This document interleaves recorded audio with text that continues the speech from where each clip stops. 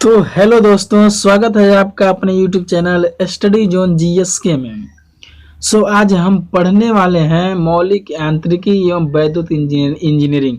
जी हाँ दोस्तों, ये सब्जेक्ट इलेक्ट्रिकल वालों के लिए भी है और सिविल वालों के लिए भी है। ठीक है, इसको इंग्लिश में basic of mechanical and electrical engineering बोला जाता है। इसको BEE और BMEE के नाम से भी जाना जाता है दोस्तों।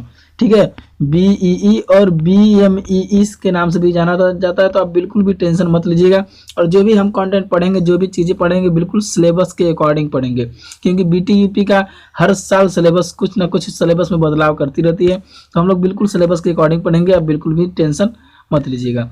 तो चलिए वीडियो को बिना किसी देरी के स्टार्ट करते हैं। आप देखिए, इसके पहले मैं बताना चाहूँगा आपको कि एक वीडियो इसके पहले प्रोवाइड करा दिया गया था, जो कि बेसिक बिल्कुल इसमें से बेसिक जो चीज़ें थी उनके बारे में बताया गया था। ठीक है, अब आज हमारा हेडिंग जो है वो है ऊष्मागतिकी निकाय। ठीक है दोस्तों, आज हम लोग पढ़ने वाले हैं ऊष्मागतिकी निकाय से, यानी थर्मोडायनेमिक सिस्टम। ठीक है, देखिए यहाँ पे क्या लिखा है, जिस निर्धारित क्षेत्र या स्थान के अंतर्गत ऊष्मागतिकी क्रियाओं का अध्ययन किया जाता है, उस निर्धारित क्षेत्र या स्थान को निकाय कहते हैं। ठीक है, निकाय का आयतन स्थिर या परिवर्तनशील हो सकता है। निकाय में कार्यकारी पदार्थ के गुणों का भी अध्ययन किया जाता है।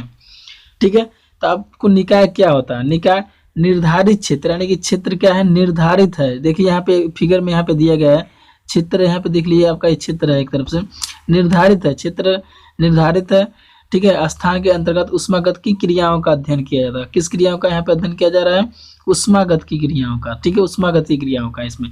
ठीक है, क्षेत्र यहाँ पे निर्धारित कर दिया जा रहा है और उसके अंतर्गत ऊष्मागतिकी क्रियाओं का वहाँ पे अध्ययन किया जा रहा है दोस्तों।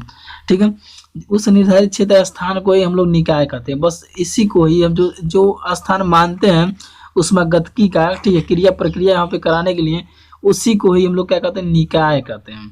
ठीक है, ज़्यादा कुछ नहीं है। निकाय को आप लोग समझ गए होंगे कि निकाय क्या होता है।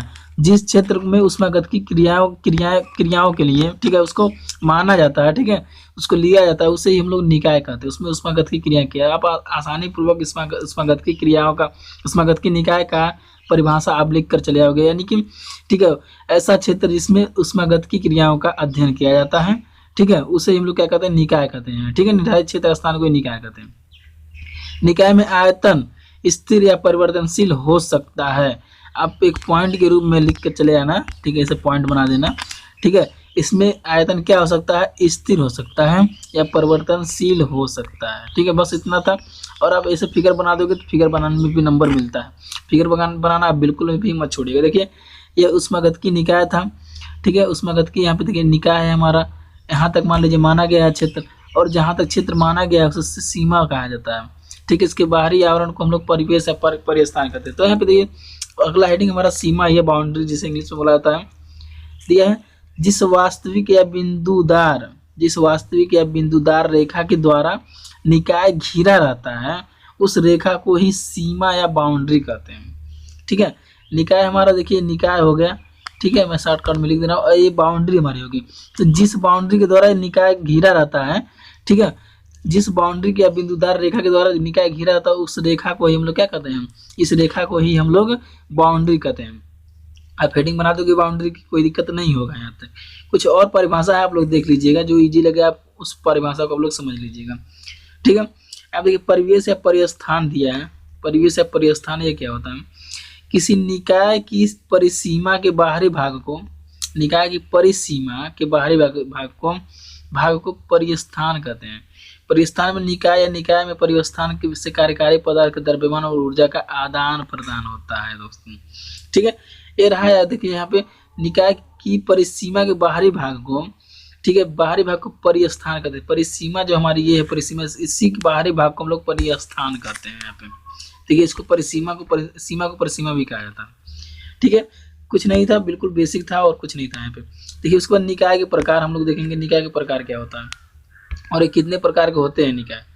तो आप देखिए दिया है निकाय के प्रकार, यही है टाइप्स ऑफ सिस्टम। ऊष्मागतिकी निकाय दो आधारों पर वर्गीकृत किया जाता है। कौन कौन सा? ठीक है, यहाँ देखिए दो आधारों पर वर्गीकृत किया जाता है। पहला कार्यकारी पदार्थ के आधार पे आधार आधार कार्यकारी पदार्थ के द्रव्यमान एवं ऊर्जा के आधार पर, द्रव्यमान है यहाँ पे, इस बात को ध्यान रखिएगा, और ऊर्जा है, ठीक है, इनके आधार पर कार्यकारी पदार्थ। तो हम लोग यही पढ़े थे, कार्यकारी पदार्थ के द्रव्यमान एवं ऊर्जा के आधार पर, ठीक है, आधार पर। इस आधार पर निकाय 4 प्रकार के होते हैं, ठीक है। निकाय तो 2 प्रकार के होते हैं। पहला हो गया क्या, कार्यकारी पदार्थ के द्रव्यमान है, द्रव्यमान और ऊर्जा के आधार पे। एक होता है कार्यकारी पदार्थ के अवस्था के आधार पे होता है, ठीक है। तभी हम लोग पढ़ रहे हैं कार्यकारी पदार्थ के द्रव्यमान एवं ऊर्जा के आधार पे। इस आधार पर निकाय 4 प्रकार के होते हैं। कौन कौन से? बंद निकाय, यानी ठीक है, क्लोज सिस्टम। यानी बंद निकाय क्या होता है, बंद निकाय के बारे में जान लीजिए। बंद निकाय वह निकाय है जिसमें ऊर्जा उष्मा तथा कार्य के रूप में परिवेश से स्थानांतरित होती है, परंतु द्रव्यमान स्थानांतरित नहीं होता है। निकाय के अंदर का द्रव्यमान समान व निश्चित रहता है तथा आयतन बदलती रहती है, ठीक है, सीमा के कारण बदल सकता है। इस द्रव्यमान का भौतिक रूप तथा रासायनिक रूप कंपोजिशन बदलता रहता है, ठीक है। वाष्पित हो सकता है, एक द्रव वाष्पित हो सकता है, गैस का संघनन हो सकता है, उपस्थित अवयवों के बीच रासायनिक अभिक्रिया हो सकती है। इस प्रकार का चित्र दिखाया गया, ठीक है। चलिए, बंद निकाय होता क्या है समझते हैं। बंद निकाय वह निकाय है जिसमें ऊर्जा जो होता है ना, अब देखिए हम लोग पढ़े द्रव्यमान एवं ऊर्जा के आधार पे था, तो इसमें ऊर्जा जो होता है, ऊर्जा हमारा उष्मा तथा कार्य के रूप में परिवेश से स्थानांतरित होता है। किससे? परिवेश से। किसमें? उष्मा और कार्य के रूप में ऊर्जा जो है, परंतु द्रव्यमान ऐसा नहीं होता, द्रव्यमान स्थानांतरित नहीं होता है दोस्तों। जो द्रव्यमान है ये स्थानांतरित नहीं होता है, लेकिन ऊर्जा जो होती है वो परिवेश से, ठीक है, स्थानांतरित होती है। तो आप क्या लिखोगे बंद निकाय में?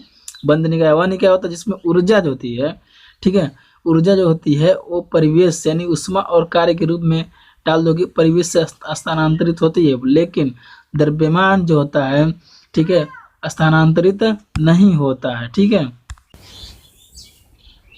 नहीं होता है, ठीक है।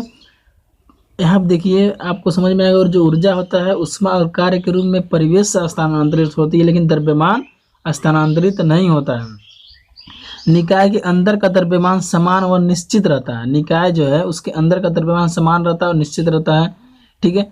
आयतन बदलती परिसीमा के कारण बदल सकती है। इस द्रव्यमान का भौतिक रूप और रासायनिक कंपोजिशन बदल सकता है, ठीक है। इसमें द्रव्यमान जो है उसका भौतिक रूप और रासायनिक कंपोजिशन बदल सकता है। एक द्रव्य वाष्पित हो सकता है, गैस का संघनन हो सकता है, उपस्थित अवयवों के बीच रासायनिक अभिक्रिया हो सकती है, ठीक है। तो इसमें पॉइंट करके कुछ चीज़ें लिख दोगे। पॉइंट जानते हो ना कैसे लिखना है, ऐसे पॉइंट करके लिखोगे। सबसे पहले तो आप इसका हेडिंग लिख दोगे, बंद निकाय। बंद निकाय में क्या लिखो? बंद निकाय वह निकाय होता है, बहुत ही ईजी है, जिसमें ऊर्जा है, यहाँ पे देखो ऊर्जा द्रव्यमान एवं ऊर्जा के आधार पे था, जिसमें ऊर्जा जो होती है परिवेश, ऊर्जा जो होती है कार्य और उष्मा तथा कार्य के रूप में परिवेश से स्थानांतरित हो रही है, या फिर इतना लिखोगे, ऊर्जा जो होती है परिवेश से स्थानांतरित होती है, बल्कि द्रव्यमान इसमें स्थानांतरित नहीं होता है।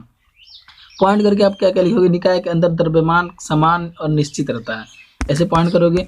और लिखोगे द्रव्यमान निकाय के अंदर, किसके अंदर? निकाय के अंदर जो द्रव्यमान होता है वो आपका क्या होता है? समान होता है और निश्चित होता है। आप नोट बनाते चलिएगा, ठीक है। फिर एक पॉइंट बनाओगे, उसके बाद लिखोगे आयतन बदलती परिसीमा के कारण बदल सकती है। जो बदलती परिसीमा उसके कारण आयतन बदल सकता है। गैस का संघनन हो सकता है, ठीक है। एक द्रव वाष्पित हो सकती है, ऐसे पॉइंट करके आप सब इसमें से छाट के लिख लेना। एक द्रव का, ठीक है, एक द्रव का वाष्पित हो सकता है, गैस का संघनन हो सकता है, ठीक है, उपस्थित अवयवों के बीच रासायनिक अभिक्रिया हो सकती है। बस आप पॉइंट करके लिख दोगे। पहले एक बार परिभाषा लिखो, पॉइंट करके लिख दोगे, ठीक है। बाकी कुछ नहीं था, मैं एक बार आपको समझा देना चाहूँगा। यहाँ पे देख लीजिए आप, फिर एक बार मैं रिकॉल कर देता हूँ। कुछ नहीं था, हम लोग पढ़े ऊष्मागतिकी निकाय। ऊष्मागतिकी निकाय क्या होता है? आप लोग हेडिंग जानते हैं, ऊष्मागतिकी निकाय, ठीक है। निर्धारित क्षेत्र स्थान को ऐसा क्षेत्र माना जाएगा जिसमें ऊष्मागतिकी की क्रियाएं कराई जाएगी, उसमें उसी को ऊष्मागतिकी निकाय कहा जाएगा, ठीक है। इसके बाहरी सीमा को, बाहरी आवरण को सीमा कहा जाता है, ठीक है। उसके बाद सीमा के बाहर के आवरण को निकाय कहा, परिसीमा या परिस्थान कहा जाता है। ठीक है। यहाँ पे देखिए उसके बाद निकाय के प्रकार क्या होते हैं। निकाय दो प्रकार के मुख्य रूप से होते हैं। पहला कार्यकारी पदार्थ के द्रव्यमान, इसको याद रखिएगा, द्रव्यमान और ऊर्जा के आधार पर। मैं एक बार यहाँ पे इसको इरेज कर देता हूँ और फिर एक बार देख लीजिए। द्रव्यमान और ऊर्जा के आधार पर यहाँ पे था आपका, ठीक है। किसके आधार पर? द्रव्यमान और ऊर्जा के आधार पर था। एक होता है कार्यकारी पदार्थ के अवस्था के आधार पर होता है। यहाँ पे द्रव्यमान हो गया और ऊर्जा था, इसके आधार पर हम लोग पढ़े हैं। इस आधार पर निकाय 4 प्रकार के होते हैं। मुख्य रूप से तो 2 ही प्रकार के होते हैं, लेकिन इसके अंदर में, पहले के अंदर में 4 प्रकार के निकाय। बंद निकाय हो गया। बंद निकाय के बारे में हम लोग जानेंगे। बंद निकाय क्या होता है, ठीक है, जिसमें ऊर्जा जो होती है, यहाँ पे जो ऊर्जा था, वो ऊर्जा जो होती है परिवेश से, ठीक है, स्थानांतरित होती है, लेकिन द्रव्यमान स्थानांतरित नहीं होता है, ठीक है। उसके बाद पॉइंट करके इसमें से छाड़ के लिख लेना जो भी लिखना हो। निकाय के अंदर द्रव्यमान जो होता है वो समान और निश्चित रहता है।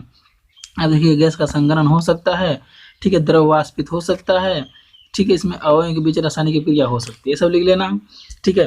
तो बस इस वीडियो में दोस्तों इतना ही, क्योंकि मुझे कुछ काम है और मैं जा रहा हूँ। और नेक्स्ट लेक्चर, ठीक है, आपको जल्दी प्रोवाइड हो जाएगा।